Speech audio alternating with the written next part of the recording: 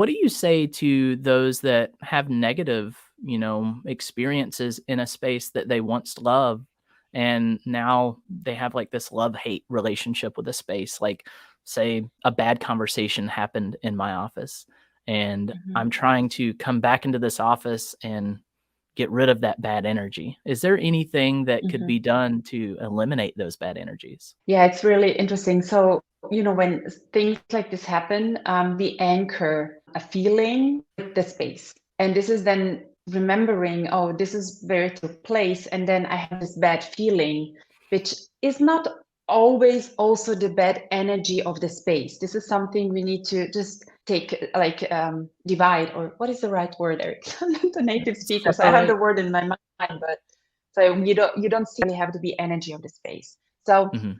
separate. Yes, that's it. This is how I learned English, by the way. When I was an au pair in Philadelphia, I would go on and describe until somebody told me to, and I wasn't writing in my dictionary. So, okay, so let's Oh, get back to the topic. So you separate those two feelings. So if you go into a space and you feel you're bum, this is the energy of the space. This is where space healing comes in. This is where it's necessary to look into the energy of the property, of the house, what happened there, not only the last 5 or 6 years, but what happened there during the last decade or the last 100 years, because the earth is also storing information. So this is one piece. And the other one is when we have a connection to like a bad experience, then it's good to see the space. It's blank. A space is always, the energy of a space is like the energy of it's not judgmental. So when things happen in a space where you feel uncomfortable, it's good to see, okay, well, dear space, this and this happened here. How can we resolve it? Go into a short meditation. I have a meditation I have developed it.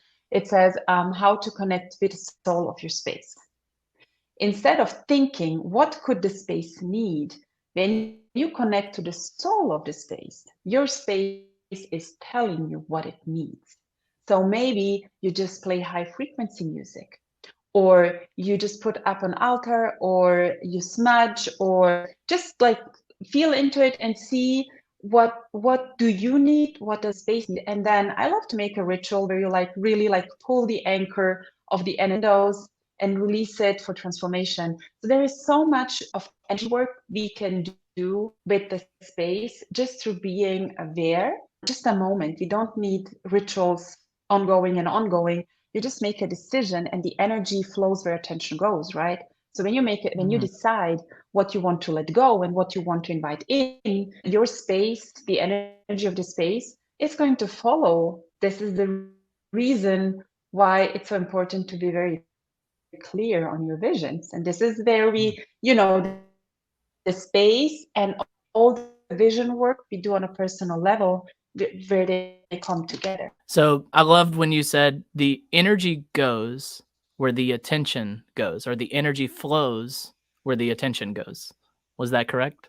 Right. So if we Yes. put our attention and our flow of life, like where we're headed, into positive thoughts, positive energy, and have a direction where it's traveling, and we give it those feelings of where it needs to go, and we give it the attention it so desires, and we give it space, and we give it the meditation, and we give it the respect it needs, there's no reason why, the soul of your room, the soul of your space, and everything about you cannot flow as well.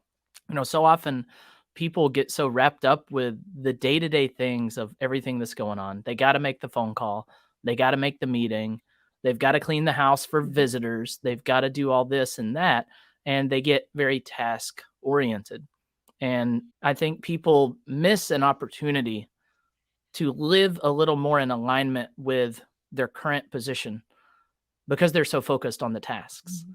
And if people often took moments of self reflection and moments of reflection for their space and their things and what they're doing, that, like you said, the energy will flow where the attention goes.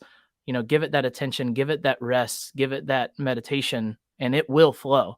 A lot of people don't trust that. A lot of people that they want it now. They want things to happen right now, and there's a huge benefit to delayed gratification. and just give it the healing it needs, give it the space, and then it will take care of itself. Yes,